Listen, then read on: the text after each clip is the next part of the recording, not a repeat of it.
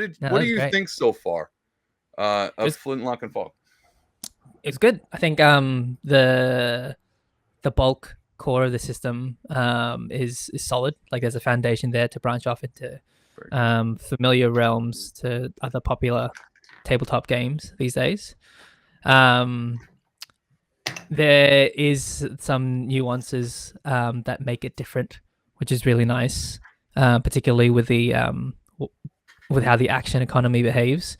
I think initially I was a little bit it was a little bit it took a little bit for me to get used to it. What, Just because I if you just don't mind? immediately yeah, go Oh, ahead. yeah, no, I was going to ask you expound on that if you don't mind. It was just mainly because I was so used to movement being like a free action in Is other it okay? games. Yeah, yeah. Do you think do you like that? See, adding movement as an action kind of makes it feel a little bit more real and more strategic. Well, no, But that's exactly it. So oh, I okay. think just with the sort of action that you want in this RPG, you probably want to limit it to two actions and have movement be an action as well.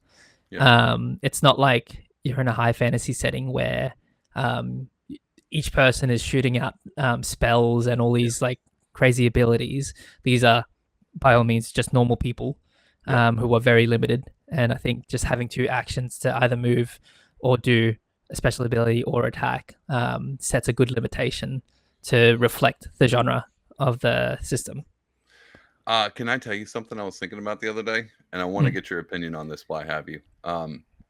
I was thinking about, and I was like, this again. Sometimes I have a tendency to complicate things that don't need to be complicated. But I was like, I would love a setting. Like, how could I do? Because what we just did, if you had 4 people, this would have took 4 hours Yeah. easily, maybe longer, with 4 people in a campaign. I kind of threw a few wrenches in because I knew I could, without extending it too long, and changed some things as we went. But because I was trying to keep it about an hour and definitely went over. Um, but that's kind of where I wanted to keep it around. I thought about if it was a larger group setting, say if it's 4 people playing, like you had 4 people and you're the DM. I was like, how could I add a larger horde of dogs or rats or people? And I was like, and then I could speed up the timing by doing it this way. And tell me what your thoughts are. Sorry, this is a long rant for a No, build up. oh good, oh good. Confrontation starts. Everyone rolls initiative in the group versus initiative of the mob. We'll call it the mob, whatever it is. And again, this isn't dragons. This is most likely people. They're not monsters. They're just people. There's a lot of just people on people fighting in this game. Yeah, It's like real life. But instead of doing 2 actions, and say the time sped up. And so this round, everybody gets 1 action. And you got to use that very wisely, because once you're 1 action, everybody just, okay, I have one thing to do. I want to do this. Roll. Done. Do, and just one after the other after the other. That means that rotation goes real fast. Especially if it's a large group of enemies. So I could have your 4 people go up against 10 people without it taking 4 hours to do one rotation. And then if it's fast action, it would be even fun, like chess where they hit a timer. yeah, yeah, And so I would do the same thing. Okay, I would hit a timer and go, you have 1 action and you have 3 seconds to call it, to get people to think about their next action as a rotation, which they would have to alter as the thing moves. It was just like a fast pace, like scramble. And I was wondering yeah. if do you think that would be fun? The timer thing can be a bit tricky, Okay. especially assuming most people are playing remote these days. Yeah, that would be real tricky. There's always a bit of a delay. That Yeah. could be cool in person. Yeah, yeah. Um, Decreasing the action per turn could be a good way to quicken the turns, and also you're minimizing turn time by not having damage rolls as well. I Yeah. think Yeah. if the rules and system is clear that it's like one roll for one action Yep. instead of trying to do 2 rolls to figure out Yep. if you can actually do the action you want. Yeah, yeah. It's one roll, 1 action for the most part. That's I how think I that's try to keep fine. it. I think in that same vein, if you were trying to minimize conflict time to extending out too long, you could always not have initiative order. And you Okay. can just tell people like, hey, everyone can go when they want. You have 2 actions to spend. But the thing is, like, if no one has anything to do, you as the DM could say, okay, if no one has anything, I'm gonna go. Yeah, yeah. Okay. And then you bounce it back to the players, say, does anyone want to do anything? And if they say no still, maybe like you can act again. Yeah, yeah. So it's like Okay. it's up to the DM's judgment of how lethal they want to make the game. That's I see. That's kind of see. That's right up my alley, and I get nervous about because this system, the death system, it's a -10 death system. So if you would your character anybody hits 0, they're unconscious. If they get -1 or to -4, they're bleeding out. -5 is uh, organ failure. And each one has consecutive damage. Not a lot, but you basically get if you hit below 0, you get about 3 turns before you're dead. Where you can't do anything, you're just laying there. So other people get 3 turns to kind of get to you, unless you took a ton of damage. If Yeah, you take negative, if you get hit one time and it drops you -10, your character's out. And I have yeah, like 2 mechanisms that I built into higher level characters, like a revive.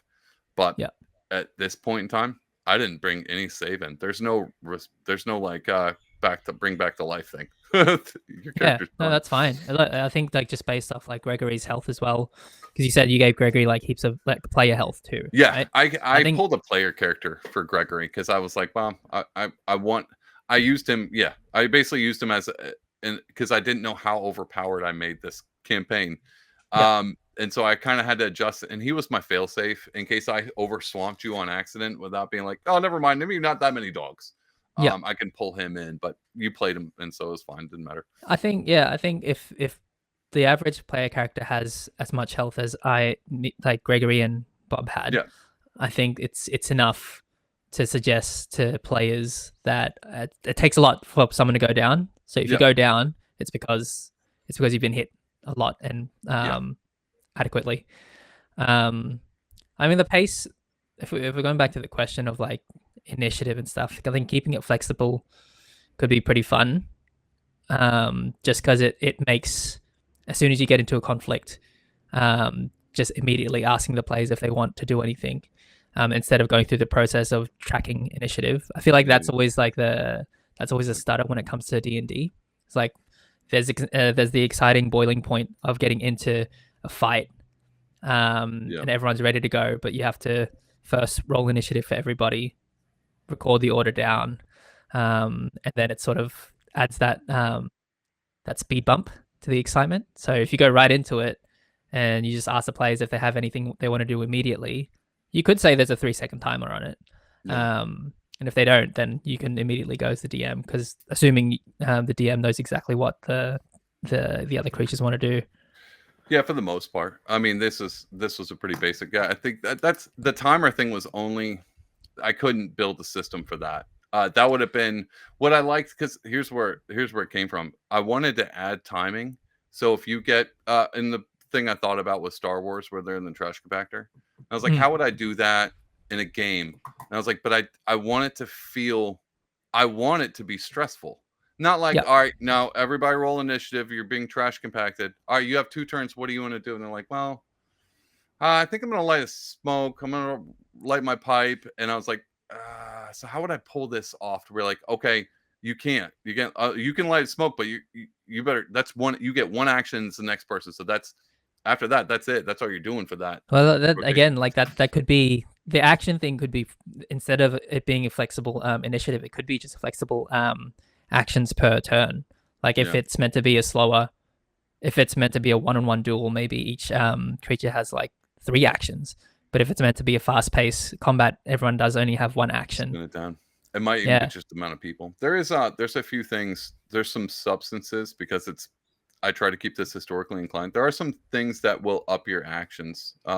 yep, Uh, in the game, if you snort cocaine, you get 3 actions per turn. It just wow, made sense to me. yeah, And so I was like, I was like, how do I do this and make it fun?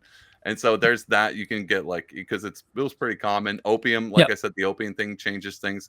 So I wanted the ability, but I didn't want to move into.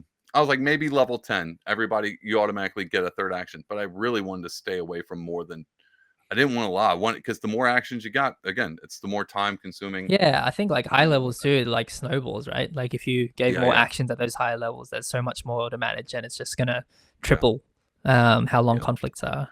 And it doesn't feel as strategic to me. I like the idea, like with the two, where I said, if you want to use aim as your last action, You get a whole round before it goes in effect. Yeah. And the bad part of that is you can actually use that up. Say I want to use aim against this guy, but I won't be able to fire till my next action, and the round goes and someone else kills him.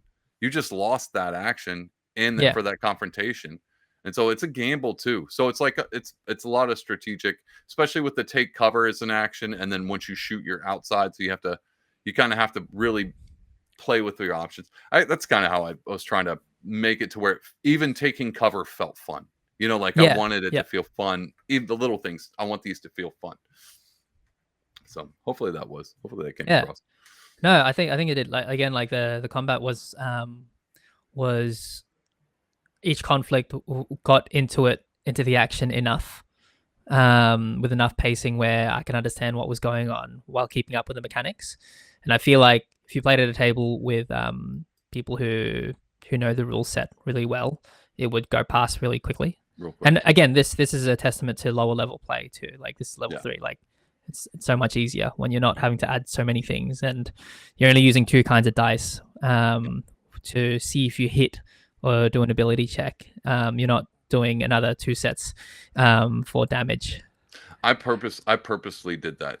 I as much as I like the option, I never really liked it. I never liked having to roll dice for damage.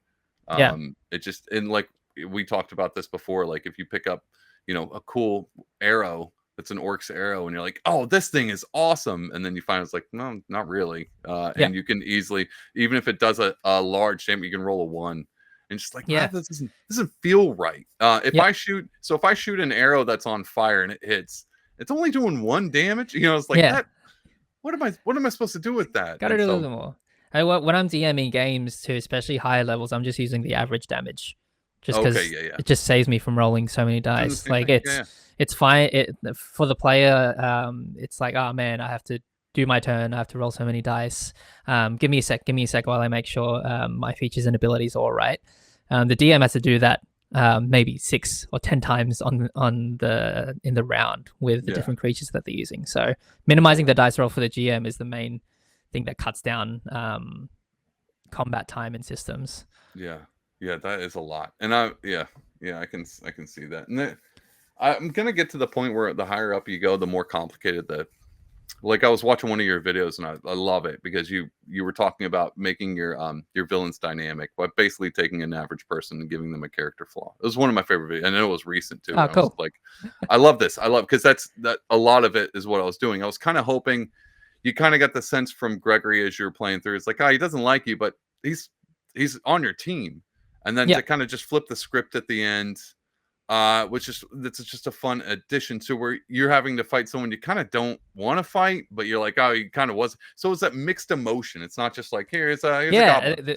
We sort of established there was a bit of tension at the start anyway. Like, and I want to keep that. Yeah. I definitely want to keep there was that. a point where like obviously my character was going to leave behind both Jacob and Gregory, because it's like, I don't really need you to finish the job. I just need to get this to Mr. Gray.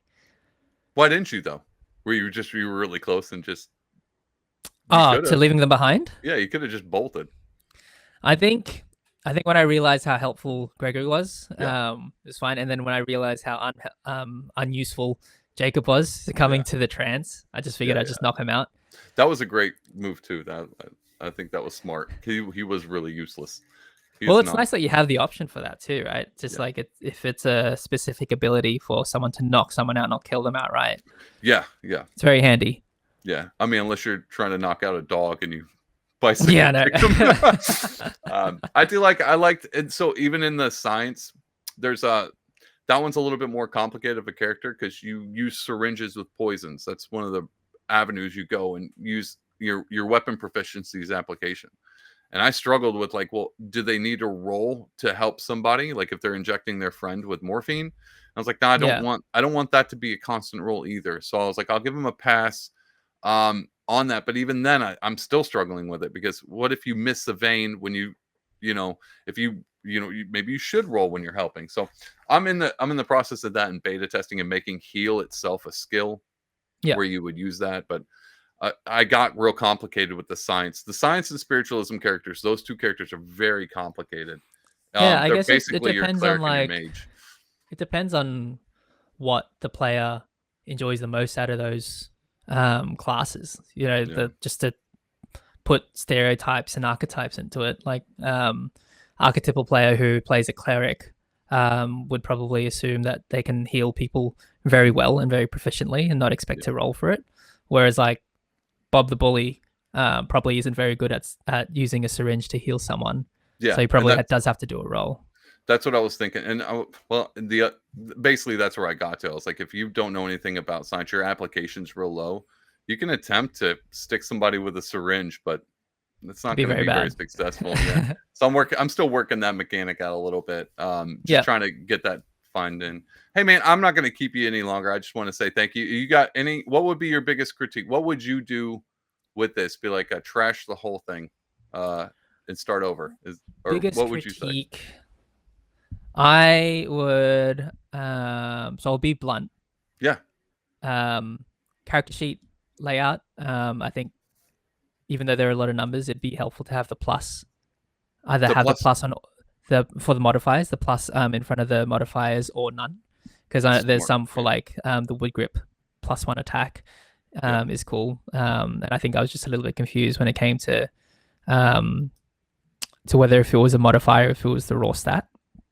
Okay. So where would you put a so would you put a plus on all of them, on the cores, all that, or just the modifiers? Because that's what I mean. Like they're all kind of a modifier. If they're all a so modifier, just sort of keep it consistent. Like just because there are some pluses throughout the character sheet. Minimize the characters in terms of like text. That's all. In terms of like visual and user experience. In terms of mechanics, that's a very nice critique. I was going for something worse. I appreciate that. Very nice. Thank you. So just to correct you before, I don't work in copywriting as in like law and stuff. Copywriting as in I write for ads and marketing and stuff. So unfortunately, I can't tell you if you'll get in trouble for using Ghostbuster references and Mary Poppins. I will find out the hard way. Trust me. I will definitely find out the hard way. I can definitely tell you from my experience with working with brands to deliver visuals and I guess a set of words for ads, having a bit more clarity on the page would be really easy. Okay. You've clearly like taken a lot of a bit of inspiration from the D&D character sheet, which is good because like people can be familiar with it. Yep. I think it just might be a matter of using more of the negative space instead of having such a crowded character sheet of numbers and the likes. It might mean smaller font type, or it might mean organizing things a little differently. But it's up to you. I guess it's still in the works. Genius. Yeah, no, that's why I'm writing all this down. Yeah.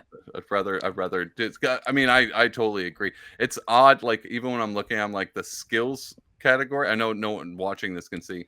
It's really big for such a small it could be. And I think that just came from me hitting the wrong size font and being like, look, again, early levels we don't have many modifiers, but they're gonna get a lot more.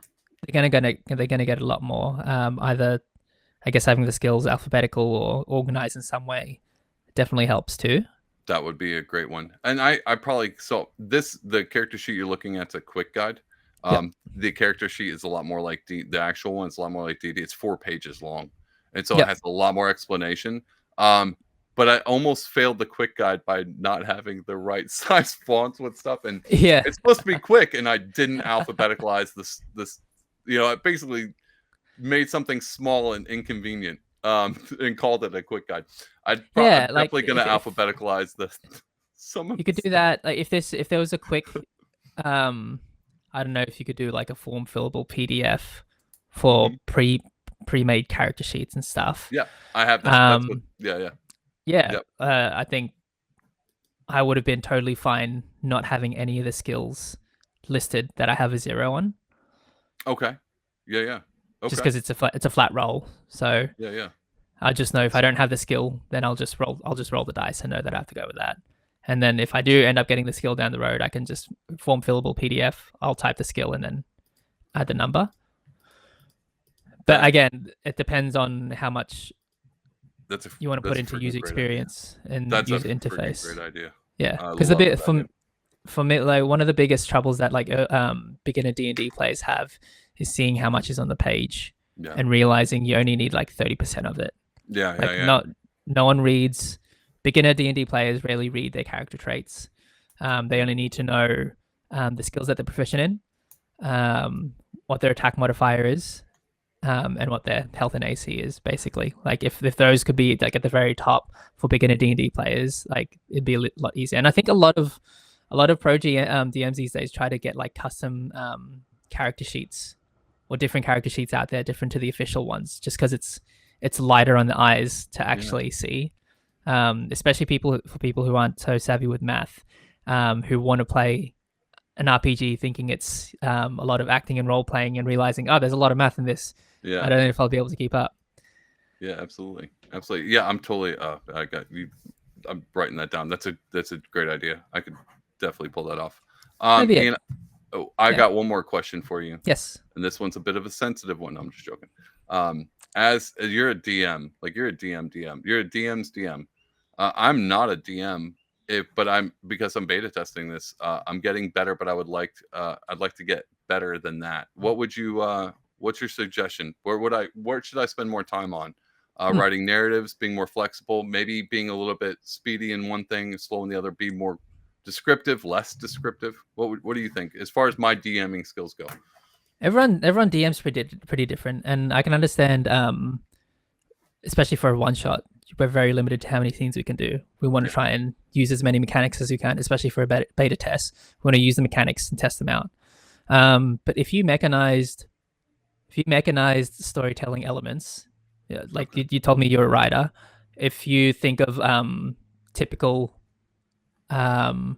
writing techniques, for example, like writing a rising action, or character development elements and mechanize them to use in the game, that could be really fun. And it doesn't need to be, I don't think it needs to have a role or anything. It could be cool having like a bookmark sized or a pamphlet sized GM cheat sheet of like if the characters, if the conflict is going too long, you can do this, and this to introduce more excitement or move the scene forward. Powered by the Apocalypse does it really well. Any Powered by the Apocalypse system or hack does it really well, where there is a list of GM moves. I'll show you actually. I have it here somewhere.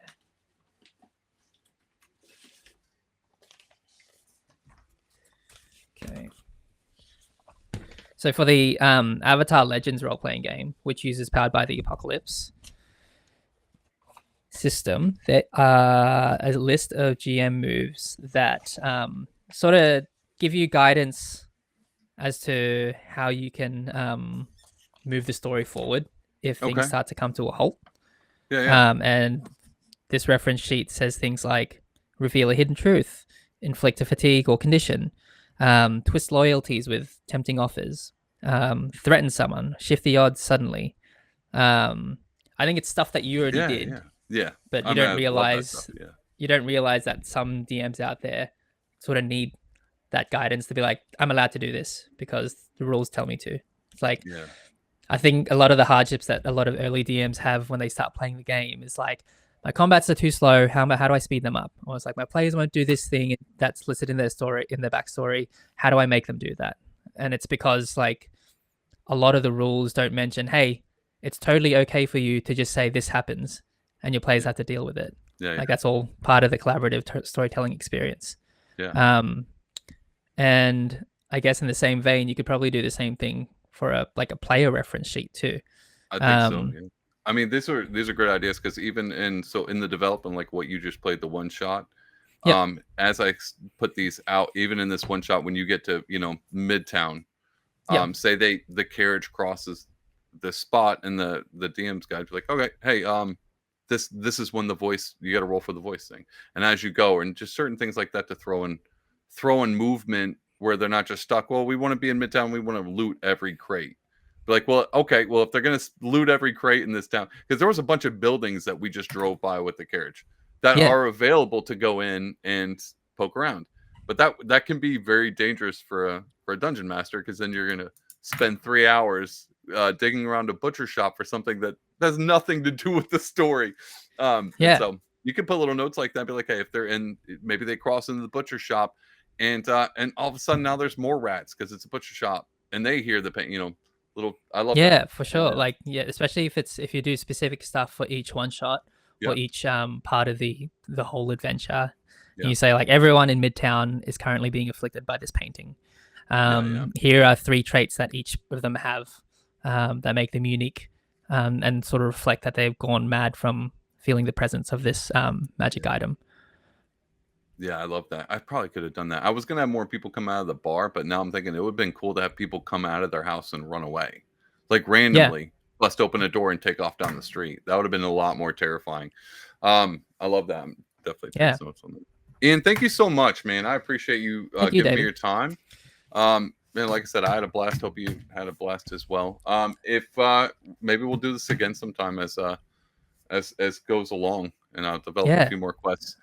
There's a kind of a part 2. There's a giant part to this, but I was thinking about a part 2 about going down into the basement with Dorian Gray. If I ever do write that, I might have you come back on and see yeah, what for sure. happens down in the basement. That'd be great. Thank you so much. Do you want to tell anybody where to go follow? I mean, if you Yeah. don't, I will. No, Okay. look, I am currently as Unfound Fables on Instagram. I post TTRPG content there, talking about running games and encouraging people to run RPGs, and think outside of the mechanics and how they can tell a good story instead of trying to, I don't know, build the best D&D character. I think there's a lot Yeah, more to get out of RPGs beyond min-maxing and hacking and being the best at the rules. yeah. I do that. I'm a pro GM at Unfound Fables as well. So I run a few games there, mainly D&D 5e, but there are so many other RPGs that I want to run as well. That's me. Very cool. Ian, thank you so much. Unfound Thanks, Fables. I'll David. put all that in the comments. So if you're watching Yeah, this, you can sick. go to the comments and click the links. Thank you so much, sir. I very much appreciate it. And I'll see you out there on the interwebs. Thank you. See you. Doing up the DM, and I'll Yeah. definitely pay attention and take note. Every time you post a video, I'm going to take notes. Be like, I'm definitely adding that. Because that's Nice. basically what I've been doing so far. The only reason Thank I'm you. as good as I am is I've been paying attention to Unfound Fables. Thank You you. should have seen me before I followed your page. Awful. Awful. Thanks, man. All right, you have a wonderful day, and Thanks, I'll see dude. you You out there. too. Have a good night. Good night. Bye. All right, guys. Thank you for watching this episode. It was a fun episode. Had a blast. This is a quest I was in the middle of writing, and you got to be a part of that. That's what beta testing is all about. Thanks for tuning in. If you want to learn more, you can go to flintlockandfog.com.